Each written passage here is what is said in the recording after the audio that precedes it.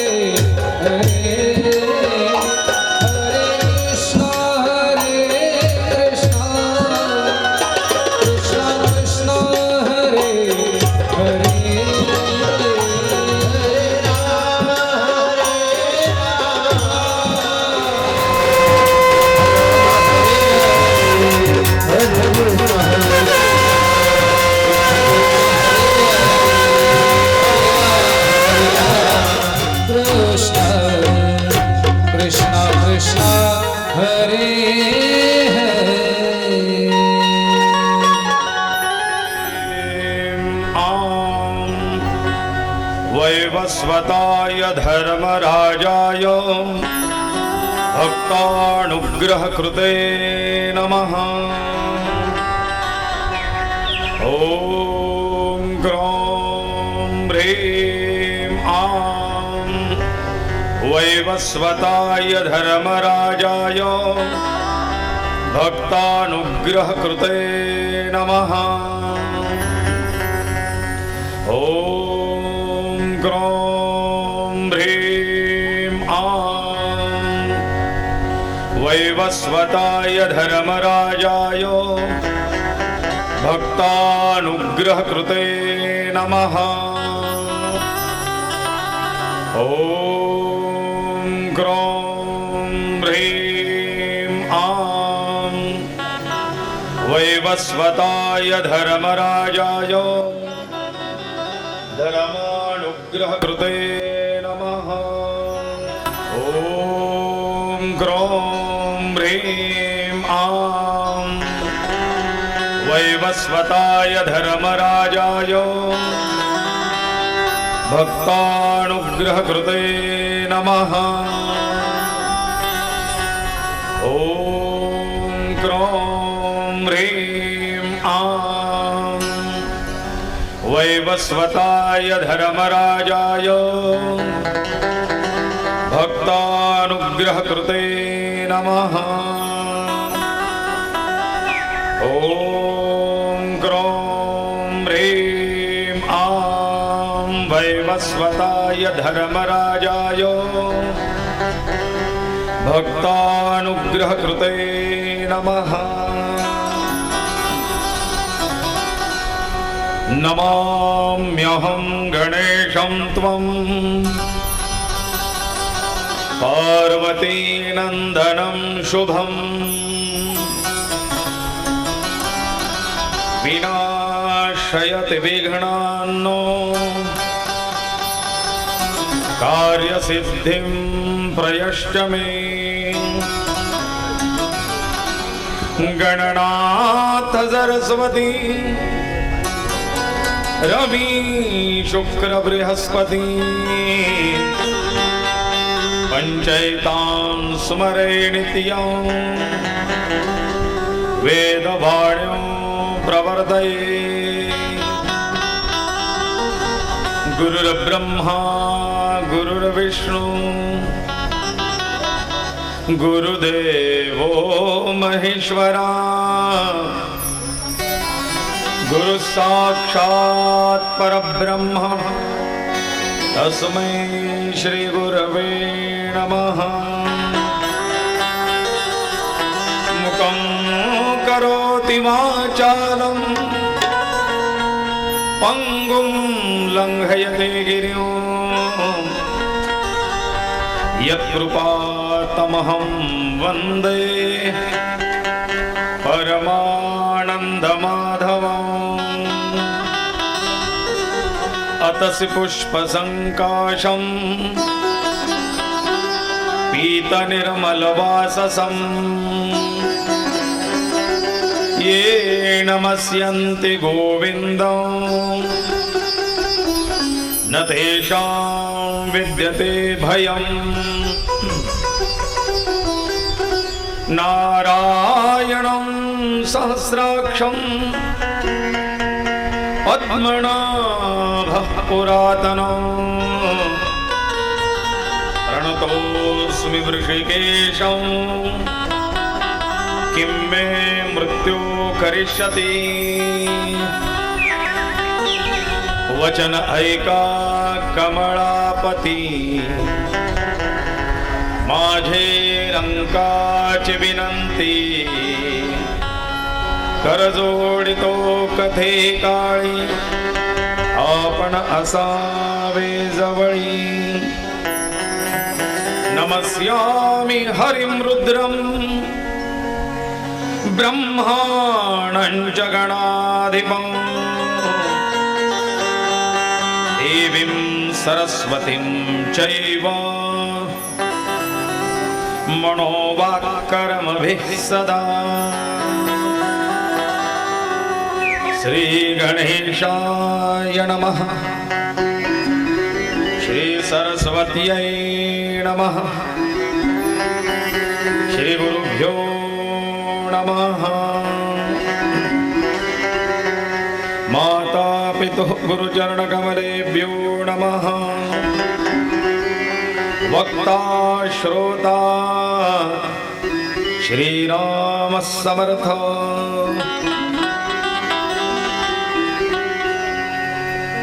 प्रस्तुतिया आरंभ केलेल्या जीवात्म्याची कथा, या कथेचा आजचा तिसरा दिवस।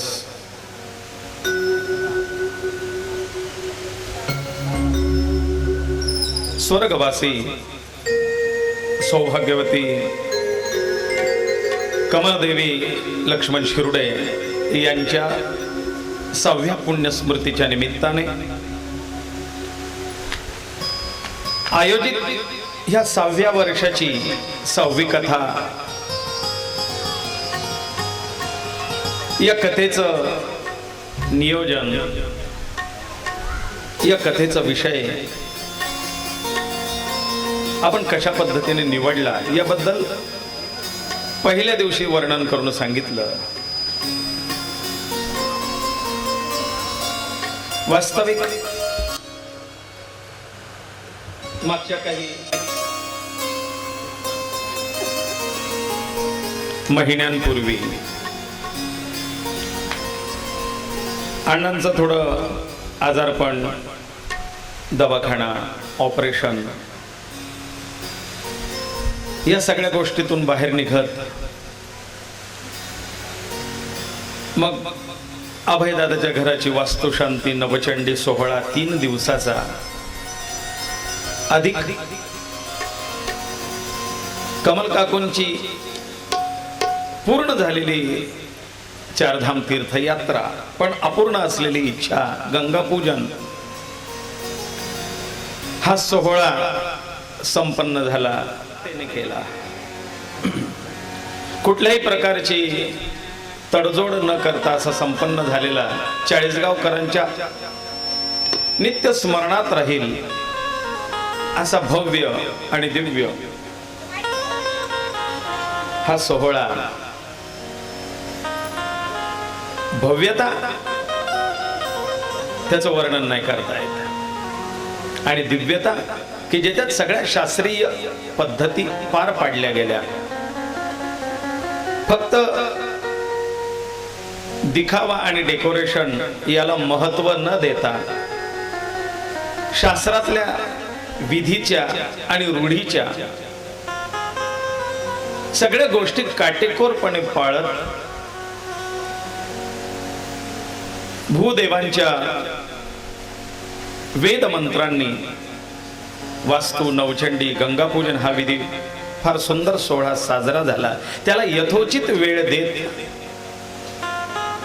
आणि मग स्वतंत्र दिवस त्या शोभायात्रेला, मंगल कलश यात्रेला, तुलादानाला असा स्वतंत्र ठेवून हा सोहळा संपन्न झाला.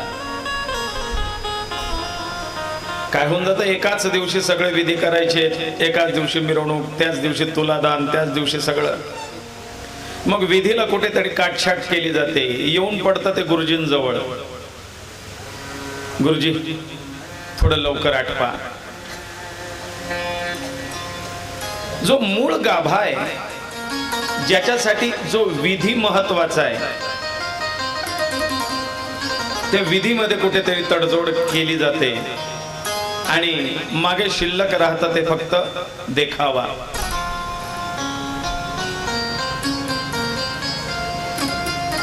परंतु या ठिकाणी देखाव्याला विशेष महत्व न देता शास्त्रोक्त विधीही संपन्न झाले आणि रूढी, परंपरा, सगळ्यांच्या इच्छा याही सांभाळल्या गेल्या. असा हा सोहळा पार पडला. 4000 लोकांचं नियोजन, उपस्थिती त्या ठिकाणी होती. एवढ्या भव्य उपस्थितीत सुद्धा शिस्तबद्ध झालेला हा कार्यक्रम एक आठवणीचा विषय. काल आम्ही त्याच्या चित्रफित व्हिडिओ क्लिप बघितल्यात.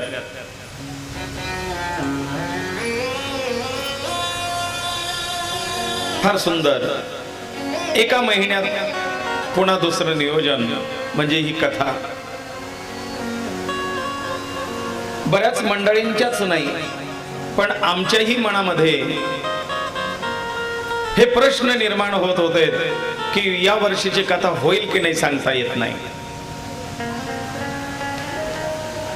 कारण 1 महिन्यात एवढा मोठा कार्यक्रम झालेला आहे, इतका अफाट खर्च झालाय, आणि याच्यानंतर पुन्हा कथा होईल की नाही, हे नियोजन होईल की नाही सांगता येत नाही.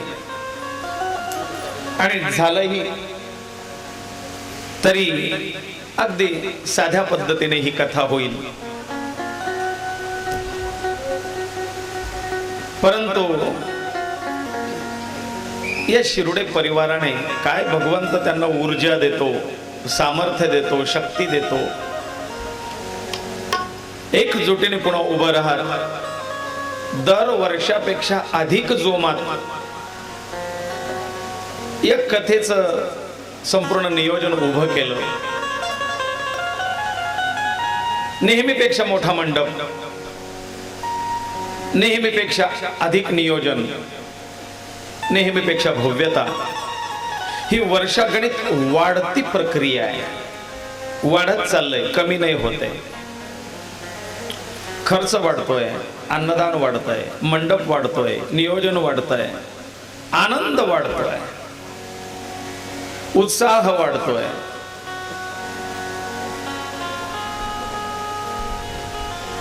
अशी ही 6व्या वर्षाची कथा. मी त्या दिवशी सांगितलं की आमच्या काकाश्रींनी, तेही इथे हजर आहेत, अण्णाही हजर आहेत, ज्यांच्या सोबत हा विषय झाला ती मंडळी सगळी उपस्थित आहेत. आमच्या विवेक काकाने सांगितलं की त्या परिवाराचं कौतुक एक करावं असं वाटतं की एकच परिवार 6 वर्षापासून सगळा हा कार्यक्रम करतोय अविरत, हे फार मोठं कौतुकाचं आहे.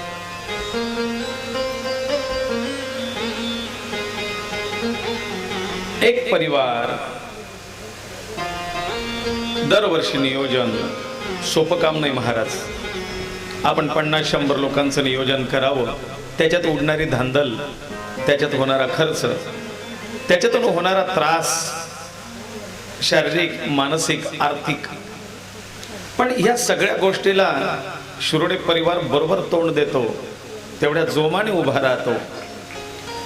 एकाची ही तक्रार नाही. छोट्या नातवंडांपासून आजोबा पंजोबांपर्यंत, आणि मग त्या सहकार्यामध्ये खारीचा वाटा म्हणून त्या अण्णांच्या बहिणी असतील, भाच्या असतील, भाऊ असतील, भावजाया असतील, पुतणे असतील, भाचे असतील, सगळे आपापल्या परीने ते कार्य ओढण्याचा किंवा त्याला एक टेकू देण्याचा प्रयत्न करत असतात. त्यांचा मित्रपरिवारही आहे. त्यांचा मित्रपरिवार येतो, काहीतरी सेवा हाती घेऊ का, कोणाला म्हणता येत नाही तुम्ही हे काम करून टाका, तुम्ही ते काम करून टाका, परंतु आपापल्या परीने कोणीतरी काहीतरी घेण्याचा प्रयत्न करतो. मी तर म्हटलं, मागच्या वर्षी मला अण्णा बोलले, गुरुजी 2-4 लोकांनी आम्हाला असंही सांगितलं, ज्या वेळेला ही वार्ता होती की कदाचित आता 5 वर्ष पूर्ण झाले, पुढच्या वर्षाची कथा होणार नाही, त्यावेळेला खालून काही वर्गाने सांगितलं की महाराज, काही नियोजन करायचं असेल, काही वर्गणी जमा करायची असेल तर आम्ही सगळे जमा करू, पण आपण पुढच्या वर्षाची कथा करू. पण अण्णा म्हटले, मला अजून देवाने ती परिस्थिती आणलेली नाही. मी समर्थ आहे, परमात्मा बुद्धी देईल, शक्ती देईल तर ही कार्य पुन्हा होईल. ती परमात्म्याची इच्छा देवा, पण नाही अजून म्हणू नका, कोणाला नाही सांगू नका. हे कार्य उलट दर वर्षापेक्षा भव्य, दिव्य, मोठ्या स्वरूपात उभं झालं.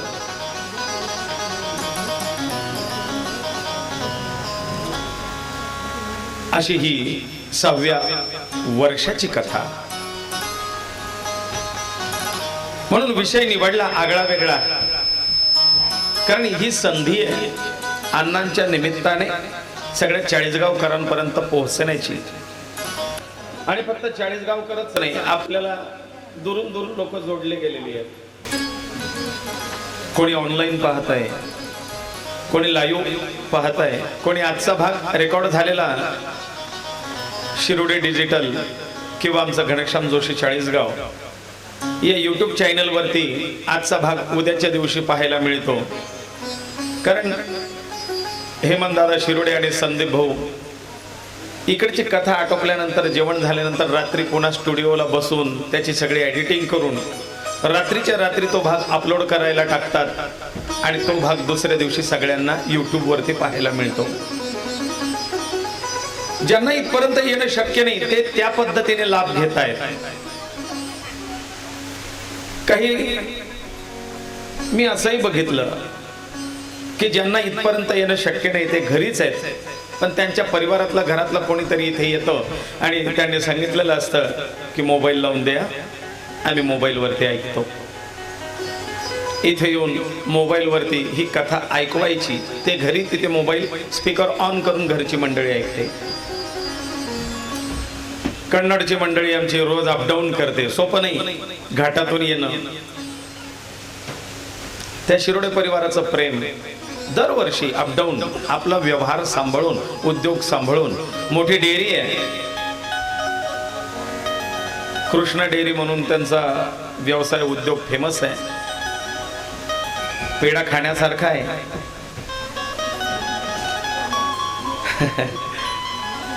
पण मोठेपणा नाही. तेही दरवर्षी आपल्याला जुळतात, येतात. आज जळगावहून काही मंडळी येणारे गाडी करून.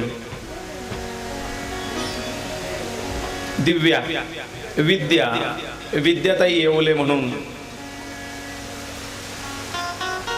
अण्णांच्या परिचयातले आहेत, कदाचित नात्यातले असतील. त्यांचे फोन, त्यांचा मेसेज अण्णांना येऊन गेला की अण्णा या कथेच्या माध्यमातून आम्हाला काहीतरी संधी द्या. आम्ही गायनाचे कार्यक्रम, भजनाचे कार्यक्रम करतो. एखाद दिवशी आम्हाला भजन गायन करण्याची संधी द्या. अण्णा म्हटले आमचे कलाकार पोद्दार काका, जाधव काका, ही मंडळी प्रतीक्षेत आहे. यांचा नंबर लागला नाही, पण ताई या कथेत संधी द्यावी, कुठेतरी गॅप काढावा आणि त्याच्यामध्ये नवीन काहीतरी भजन ऐकावं वगैरे. त्याला वेळच मिळत नसतो. गॅप कुठे द्यावा हेच कळत नाही. कारण कथा सोडावीशी वाटत नाही, कथा बंद करावीशी वाटत नाही. बर, कथेत आता विषय संपला, पुढे काय सांगावं हा प्रश्न उभा राहत नाही. पण नक्की आम्ही प्रयत्न करू. त्या छान निवेदिका आहेत, अँकरिंग करतात, भजन करतात, गायन करतात. ऑर्केस्ट्रा मला असं वाटतं आहे, गायनाचे प्रोग्राम आहेत. वेळ मिळाली तर आज निश्चित आपण त्यांना संधी देऊ. पोद्दार काकांना आणि जाधव काकांना पण न्याय देऊ,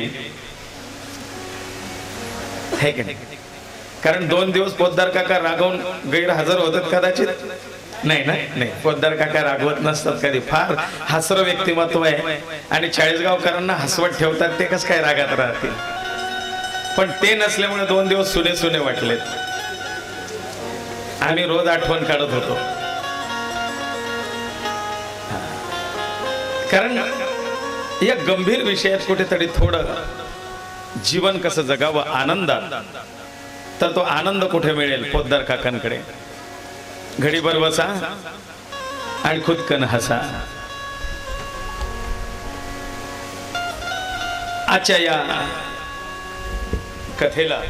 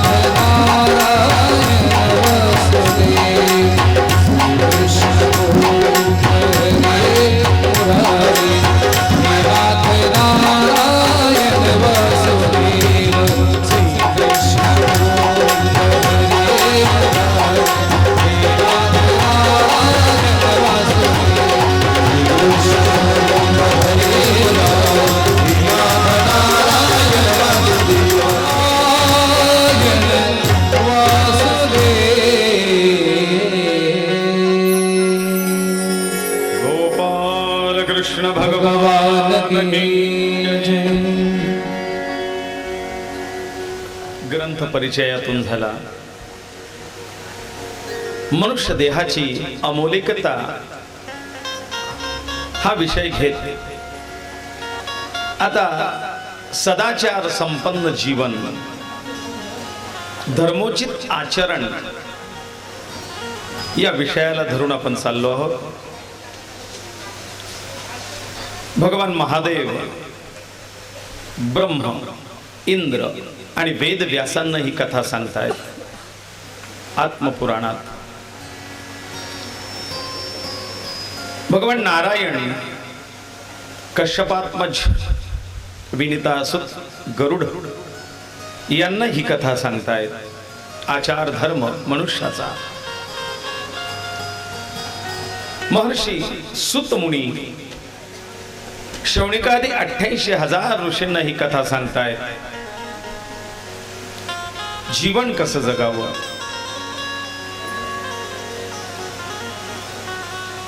काल आपण बघितलंय धर्म, धर्मोचित आचरण पद्धती,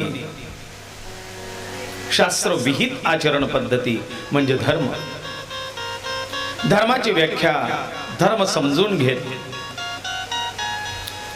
आपण आता धर्मोचित आचरण पद्धतीकडे वळतोय. काल बघितलं की स्वतःच्या चाली रीती रूढी परंपरा रीतिरिवाज या गोष्टी ज्या परमेश्वराने आणि आपल्या पूर्वाचार्यांनी लावून दिल्या आहेत त्या यथोचित पद्धतीने पाळता आल्या पाहिजे, पाळल्या पाहिजे. त्याच्यात काहीतरी हित आहे, त्याच्यात काहीतरी कल्याण आहे, प्रत्येक गोष्टीमध्ये काहीतरी विज्ञान आहे. काल आपण प्रातस्मरण, सकाळी उठल्यापासूनची आचार पद्धती पाहताना जे प्रातस्मरण आहे, पहाट कशी जावी, सकाळी भगवत चिंतन, सकाळ शुभ गेली की सगळा दिवस शुभ जातो. आणि म्हणून मन करारे प्रसन्न, सर्व सिद्धीचे कारण. पण सकाळी मन प्रसन्न नसेल तर दिवसही प्रसन्न जात नाही. आणि म्हणून त्या परमात्म्याचं दर्शन घेत आपल्या या सकाळच्या नित्य क्रियेला सुरुवात करावी.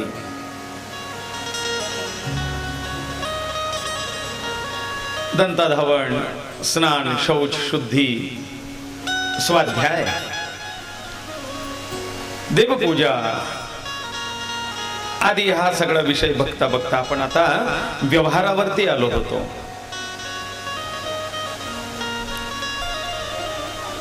उचित असा व्यवहार, जीवनात पैसा गरजेचा आहे पण तो अनितीचा नसावा. जीवनात धनाला अनन्यसाधारण महत्व आहे. पैशाशिवाय कोणाला मान नाही आणि म्हणून पैसाही व्यवहारात तितका गरजेचा आहे.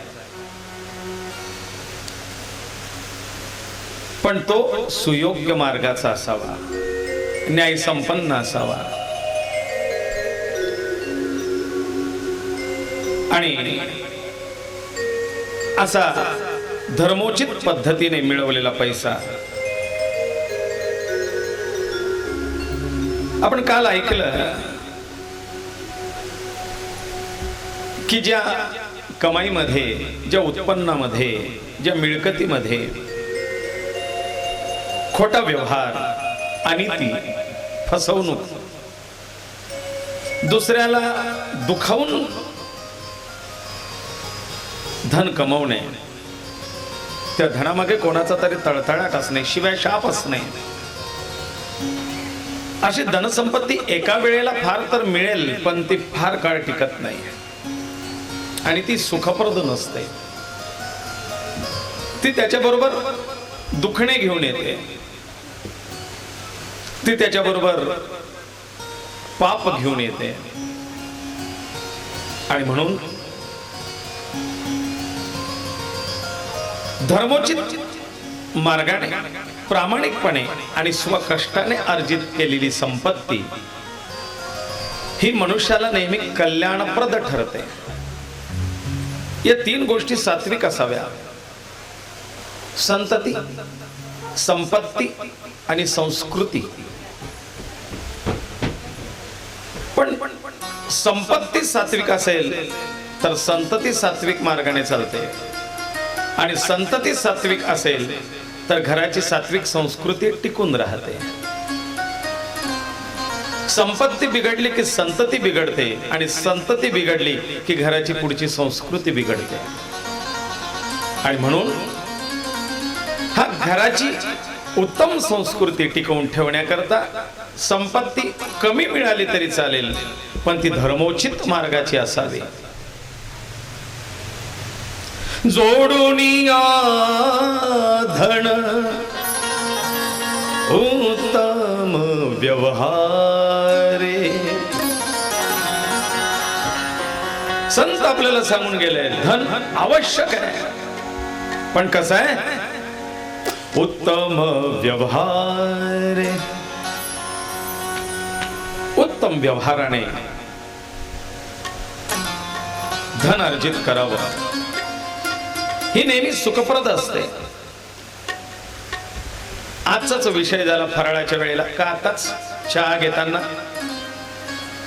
मास्तर शिक्षक सहज बोलणं चाललंय. अण्णा म्हणतात आज शिक्षकांना लाखो पगार आहे, पण ती शिक्षण पद्धती आणि ते शिक्षक ही परंपरा चालत आली. नाहीतर त्याच शिक्षकांना आज चांगले दिवस आहेत, पण त्याच शिक्षकांना पूर्वी 2-5 रुपये, 10 रुपये, 50 रुपये, 200-500 रुपये असा पगार असायचा. एकेका शिक्षकांना 4-4 विषय शिकवावे लागायचे, आणि काही 4-4 विषय शिकवणारे एक शिक्षक 4-4 वर्ग सांभाळायचे. तेच मास्तर 5वीलाही शिकवतात, 6वीलाही शिकवतात, 7वीचेही वर्ग सांभाळतात, मराठी शिकवतात, गणित शिकवतात, इतिहास शिकवतात. पण त्याच अध्यापकांना आज कुठेतरी चांगले दिवस आहेत, पगार भरपूर आहे.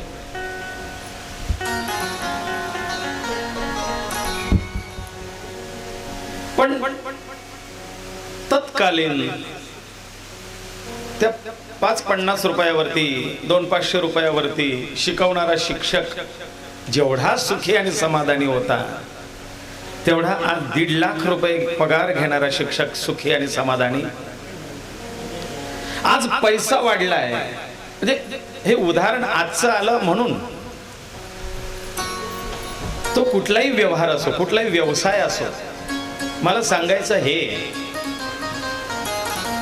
सहज चहा घेता घेता शिक्षकांचे आमचे मामासाहेब आलेले होते ना, मामासाहेब शिक्षक आहेत आणि म्हणून अण्णांचं साल्या पाहुण्यांचं थट्टा चालली होती म्हणून विषय झाला. पण त्याच्यातून मला पॉइंट मिळाला म्हणून शिक्षक हा विषय घेतला.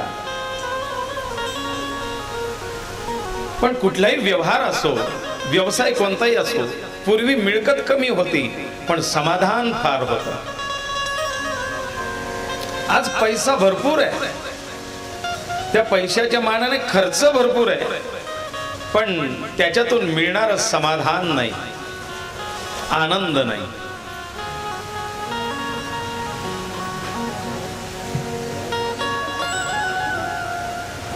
एक मिळाता शत इच्छिती,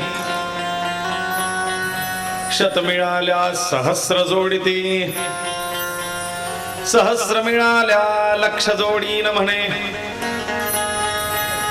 1 रुपया असेल तर थोडेसे 99 जर अजून याला जोडले तर 100ची नोट पूर्ण होईल.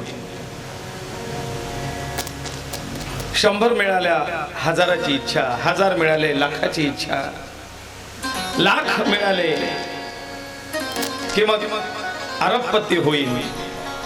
असं करता करता राजा जरी झाला तरी तो म्हणतो देव होण्याची इच्छा आहे.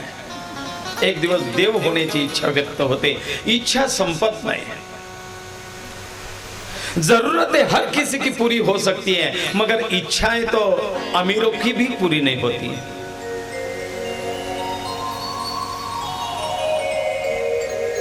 आणि म्हणून इच्छा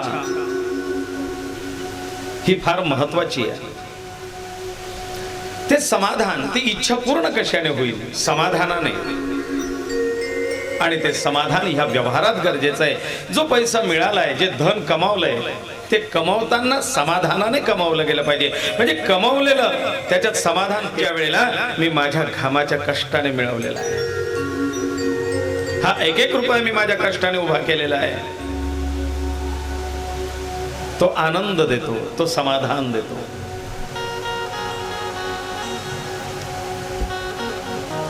उदास विचारे वेच करी. मग कमावलेलं धन आपण पाहिलंय, धनाची शुद्धी दानाने. मिळवलेल्या पैशातून काहीतरी भाग, शास्त्र तर तसं 10%, 10% सांगतात, पण निदान 2-4% तो सत्कार्यासाठी खर्च व्हावा. त्याच्यातून आपल्या हातून काहीतरी देवधर्म व्हावं, पूजा अर्चा व्हावी, तीर्थयात्रा व्हावी, दानधर्म व्हावा, अन्नदान व्हावं, काहीतरी सत्कर्म त्या अर्जित केलेल्या पैशातून व्हावं. म्हणजे त्याच्यातून आलेले दोष निरसन होत असतात, अधिक फिल्टर होतं ते धन. आणि जे धन फिल्टर झालेलं आहे, उत्तमाची गती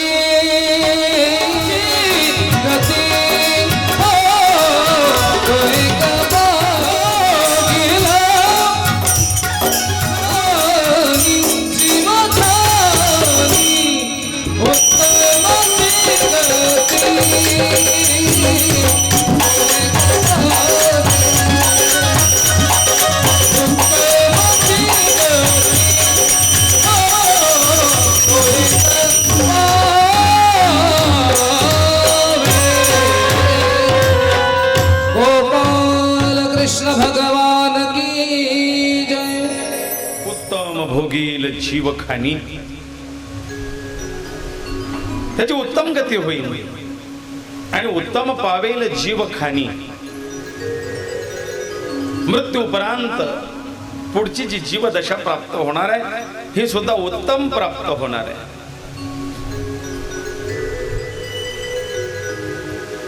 एक भिकारी भिक्षा मागत असताना त्याला पाहून एका गुरु शिष्याची जोडी चालली होती. त्या शिष्याने प्रश्न विचारला गुरु महाराजांना, महाराज हा भिकारी भीक का मागतोय? त्यावेळेला गुरूंनी सांगितलंय, बाळा हा भीक नाही मागत आहे, हा पाहण्याचा दृष्टिकोन आहे. तू त्या दृष्टीने पाहतोय की तो भिकारी आणि भीक मागतोय. इथे तुझ्या माझ्यासारखे हे सगळे आपण भिकारीच आहोत. आपण देवाकडे गेल्यानंतर काहीतरी मागतच असतो, मागणारा तो भिकारी. मग गुरुदेव म्हणले, हा भिकारी नाहीये, हा अनुभवी आहे. आणि तो त्याचा अनुभव सांगतोय, बाबा मागच्या जन्मी मी कधी कोणाला काही दिलं नाही, म्हणून आज मागण्याची वेळ आली आहे. जर तुम्हाला देण्याची सवय तुम्ही लावाल तर उद्या माझ्यासारखी वेळ तुमच्यावरती येणार नाही.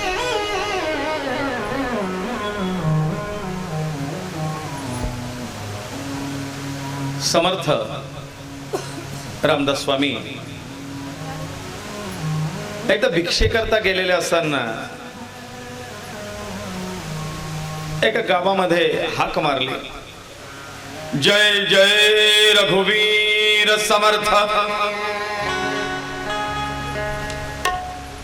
त्या घरातली गृहिणी ते म्हणले, हो बाबा आम्ही कोणाला भिक्षा देत नाही, जा पुढे. म्हणले,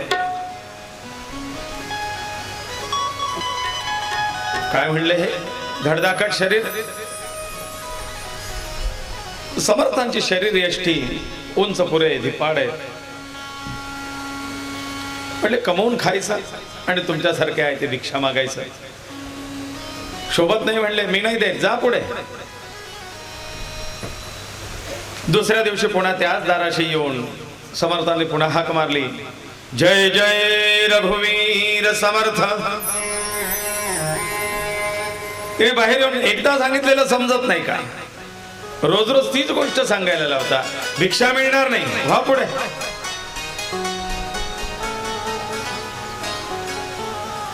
कल्याण स्वामी म्हणतात, महाराज अहो ते अपमान करतो तुमचा.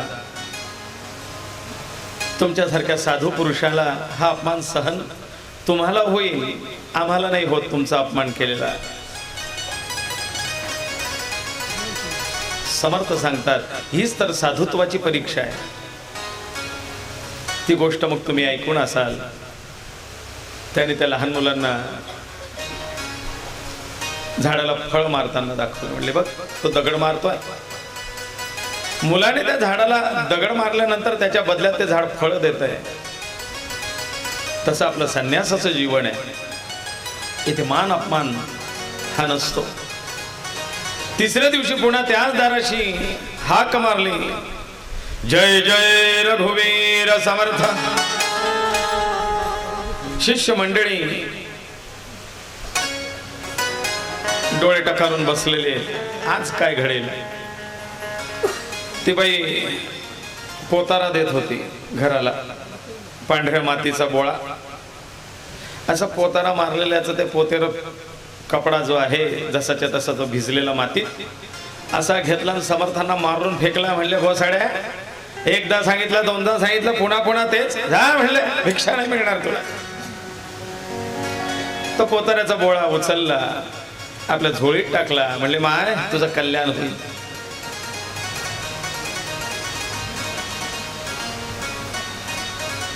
आपली भिक्षा आटोपली, जेवण झालं आणि ओढ्यावरती जिथे पाणी वाहत आहे, समर्थांची सवय होती मिळालेली सगळी भिक्षा एकत्र करायची झोळीमध्ये, तिचा कुस्करा करायचा.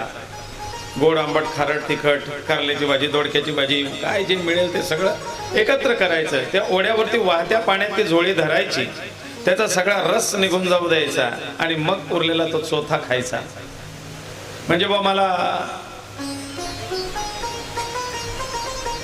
येवल्यांकडचं आवडलं, शिरोड्यांकडचं काही एवढं खास नव्हतं.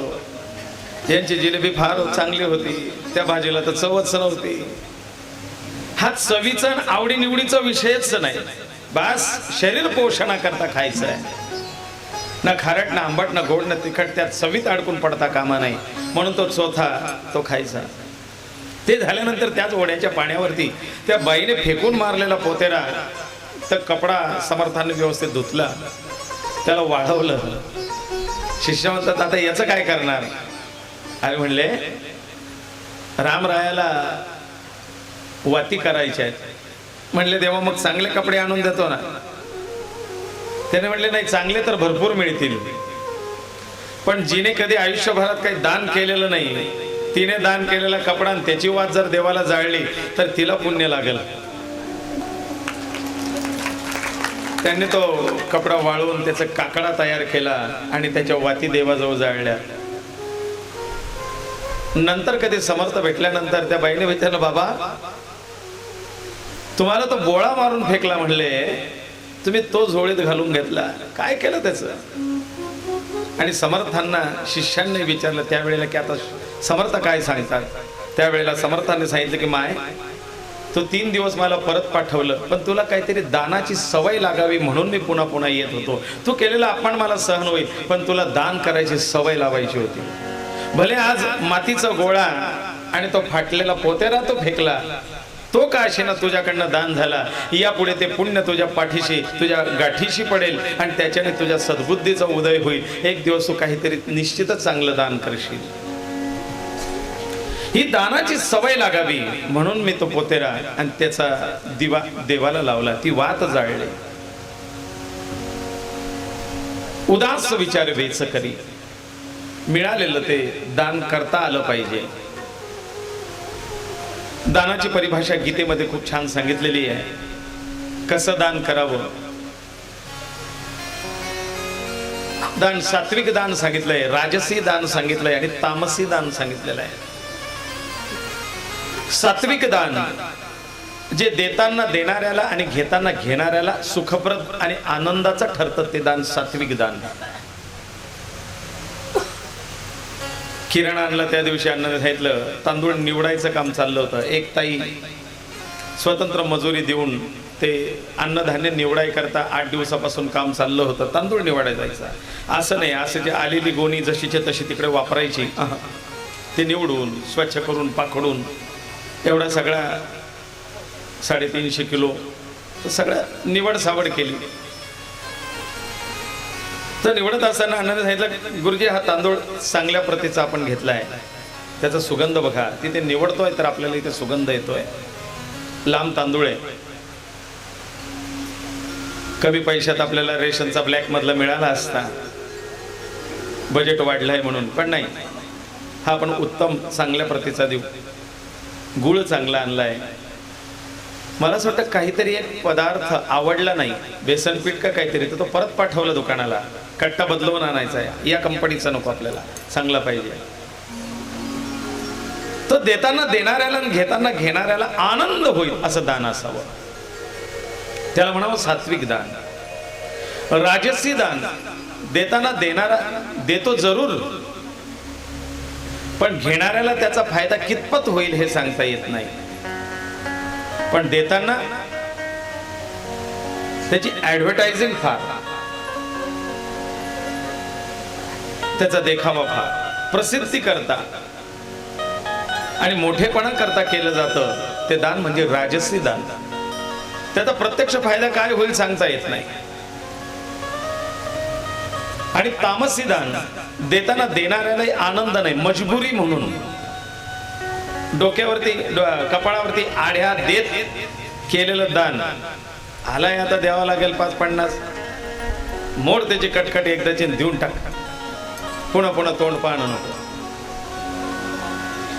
देऊन दिलंय पण देताना समाधानपूर्वक आणि स्वेच्छेने दिलेलं नाही, आणि ते घेतानाही घेणाऱ्याला त्याच्या कपाळावरची आढ्या पाहून घ्यायची इच्छा होत नाही.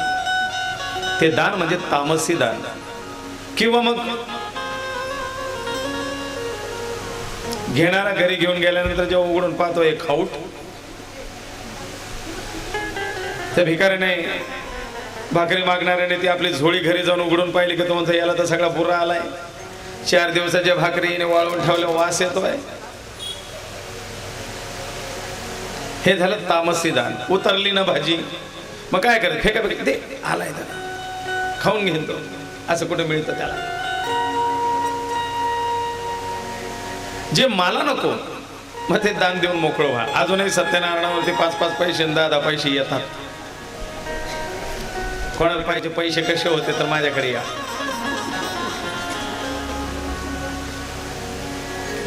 काही महाभक्त असे अर्धी नोट 10ची, अर्धी नोट 20ची अशी जॉईन केली, 30 रुपये आलेले आहेत म्हटलं. हिला म्हटलं की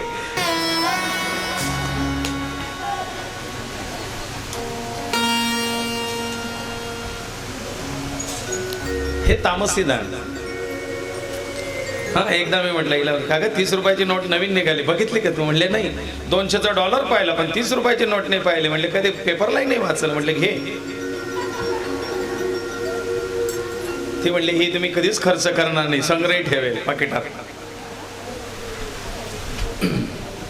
सात्विक दान, राजसी दान आणि तामसी दान हे 3 दान. उदास विचार वेच करी. उदार मनाने ते कोणाच्या हाती सोपवता आलं पाहिजे, देता आलं पाहिजे, दान करता आलं पाहिजे, धर्म करता आला पाहिजे. त्याला म्हणावं सात्विक दान. आमचे गुरुजी आम्हाला सांगायचे पंचांग पाहायला आलेल्या व्यक्तीने जर 50 रुपये पंचांगावरती ठेवले तर कमीत कमी त्या 51 पैकी वरचा 1 रुपया तरी बाजूला एखाद्या डब्यात काढावा आणि ते जमा झालेले पैसे 2-4-6 महिन्याच्या काठी कुठेतरी एखाद्या मंदिरात दानपेटीत टाकून द्या किंवा त्याचा काहीतरी गोरगरिबाला दान करून टाका. कारण प्रश्न विचारणारा त्याच्या समस्या, त्याच्या अडचणी, त्याचं दुःख घेऊन येत असतो आणि तुम्ही त्याला सोल्युशन दिल्यानंतर, मार्ग सांगितल्यानंतर, उपाय सांगितल्यानंतर त्या दुःख मुक्तीकरता तुमची एनर्जी, तुम्ही केलेलं जप तप पुण्य तिथे खर्च होतं आणि त्या खर्च केलेल्याच्या बदल्यात तुम्ही ते पैसे स्वीकारतात. म्हणजे त्याचं दुःख तुम्ही स्वीकारतात आणि त्याला तुमचं पुण्य देतात.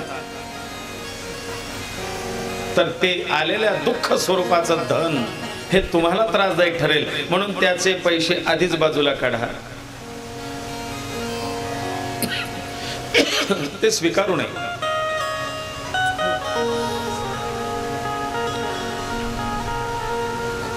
आपण देव घडवून आणतो, देवाच्या मूर्त्या घडवून आणतो. चांदीचे देव केलेत, सोन्याचे देव केलेत, सोन्याची अंगठी केली, मग त्याचा अभिषेक करून घ्या. का सांगतात गुरुजी? त्यांना 50 रुपये मिळाले म्हणून तुमचे 50 रुपये नाही मिळाले तर काय होईल? ते 50-100 रुपये काहीतरी अभिषेकाची दक्षिणा. पण तो धातू शुद्ध करणं याचं असतं की एखाद्या ठिकाणी त्या सोनाराकडे एखाद्याने आपलं अलंकार, आपला दागिना, आपले जोडवे, आपल्या हातातले कानातले काहीतरी गहाण ठेवले. का? माझा नवरा दवाखान्यात ऍडमिट आहे, आज माझ्याजवळ पैसे नाही आहेत, त्यांच्या पॉलिस्या काय असेल नसेल माहिती नाही, पण तिथे अर्जंट दवाखान्यात मला पैसे भरायचे, डॉक्टरने सांगितले पैसे नाही भरले तर पुढचे उपचार होणार नाही, म्हणून बाबा हे काय माझ्या अंगावरचं सोनं होतं, दागिनं होतं, माझा नवरा गेल्यानंतर या मंगळसूत्राचं मी काय करू, हे गहाण राहू दे आणि पैसे दे.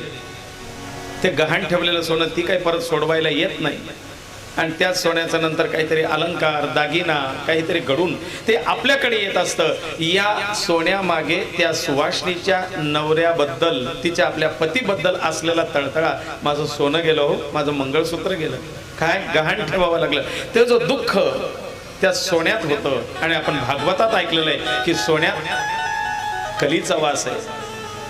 मग ते आपण आपल्याकडे स्वीकारताना आपण तर मोठ्या याच्याने म्हणतो 1 तोळा सोनं घेतलंय, पण ते त्रासदायक ठरू नये याकरता त्या सोन्याला शुद्ध करून मग आपण अंगावरती धारण करा. का? त्याच्या मागे काहीतरी दुःख असतील, म्हणून त्या धातूची शुद्धी करणं हे गरजेचं असतं. उत्तम व्यवहाराने जोडावं धन, आणि उदार विचाराने, मोठ्या मनाने, चांगल्या ठिकाणी सदुपयोगाकरता खर्च करावा. एकपंथी पुण्य करावे, पुण्य करत्यास सेवित जावे, क्षणभंगू रहे देह स्वभावे, परिजाणावा अलभ्य. एक पंथी पुण्य करावं. आपल्याकडनं जे पुण्य होऊ शकत नाहीये ते जो करतोय त्याला सहकार्य करावं, सहयोग करावा. जीवनामध्ये सेवाभाव गरजेचा आहे. सेवा आवश्यक आहे. सेवेशिवाय जीवन नाही. देवसेवा, देश सेवा, धर्म सेवा, माता पिता सेवा, गुरु सेवा, अतिथी साधू संतांची सेवा, गो सेवा,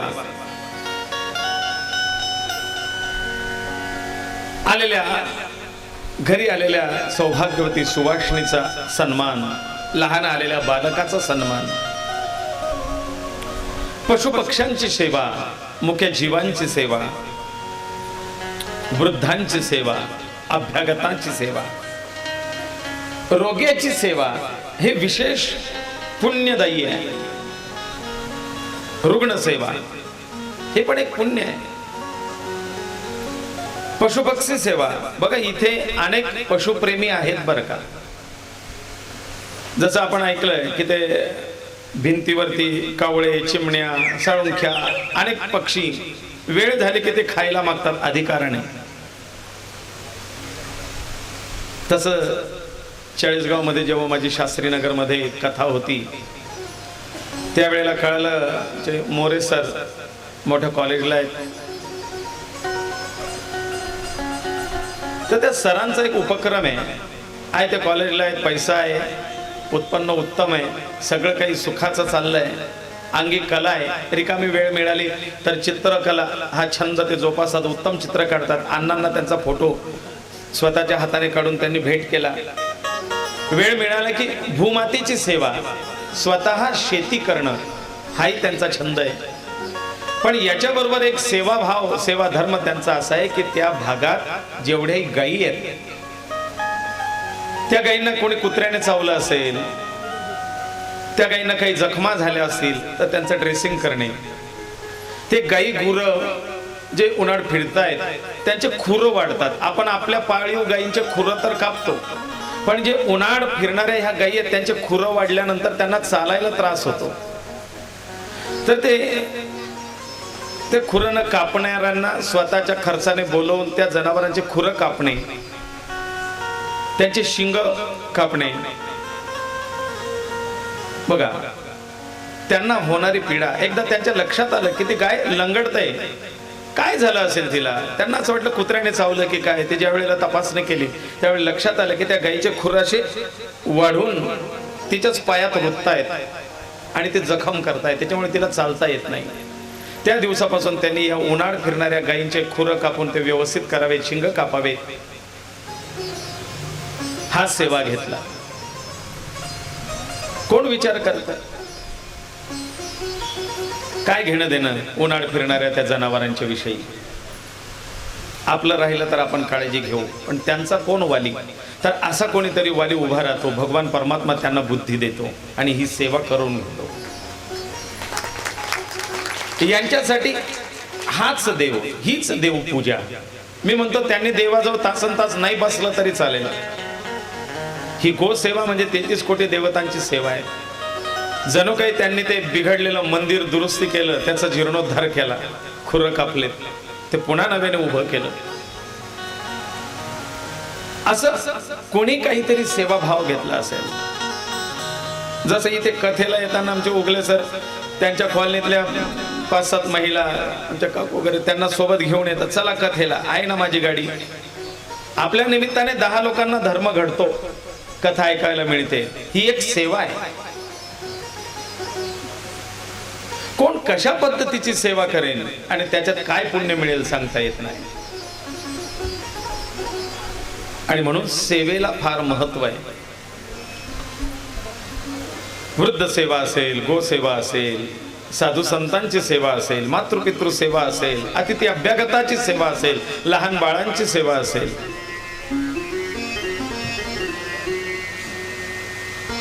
या छोट्या छोट्या आदिशक्ती मुक्ताई वारकरी शिक्षण संस्थेमध्ये शिकणाऱ्या या वेगवेगळ्या गावाच्या वेगवेगळ्या ठिकाणाहून वेगवेगळ्या घरातून आलेल्या या कन्या, अण्णांना असं वाटतं की त्यांच्या काहीतरी भोजनाची व्यवस्था व्हावी. कोणीतरी काहीतरी धर्म करतो, भोजनाची व्यवस्था करतो. ज्याला वाटलं तो अन्नदान करतोय. अण्णांकडून सुद्धा नित्य अन्नदान त्या संस्थेला आहे. ही विद्यार्थी सेवा, बालक सेवा, एक प्रकारची ही कुमारिकेची सेवा म्हणजे देवीची सेवा. कुठे अनाथाश्रम आहे, कुठे अंधशाळा आहे. मला खरं सांगायचं पहिलं 1-2 वर्ष थोडा अण्णांचा रागही यायचा. काय ते 6:30 झाले की नाही तोपर्यंत अण्णा घड्याळ दाखवायचं, ते नैवेद्याचं ताट घेऊन यायचं आणि हे करायचं. पण त्याच्या मागचा भाव ज्या वेळेला लक्षात आला, मी समजलो की आपण केलेला विचार चुकीचा असतो. त्यांचा हेतू तो आहे, गुरुजी कथा योग्य वेळेत आटोपली तर जेवण योग्य वेळेत होतील आणि जेवण योग्य वेळेत